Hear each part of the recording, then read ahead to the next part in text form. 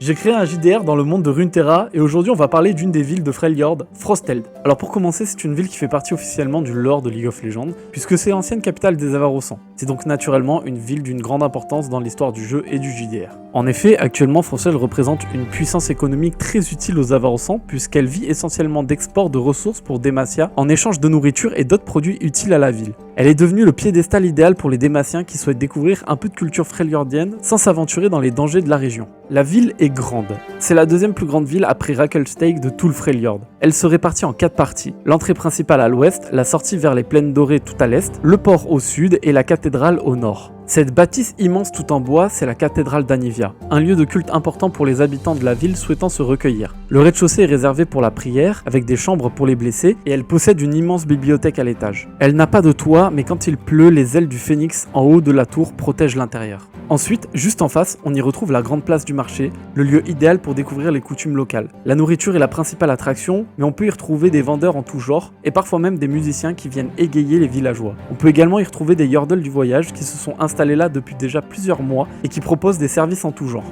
En face du marché, il y a d'un côté l'auberge du Siphon, une auberge très accueillante tenue par Arthur, un jeune freljordien qui prépare un hydromel très unique en son genre, sûrement le meilleur de la région d'ailleurs. Et de l'autre côté, le port de Frosteld, tenu par Vestnir, un port pour accueillir les marchands démaciens et des touristes des 4 coins du globe venus s'essayer aux coutumes nordiques. Si t'as aimé cette vidéo, je te laisse liker et t'abonner, et en attendant, je te dis à très vite pour la deuxième partie.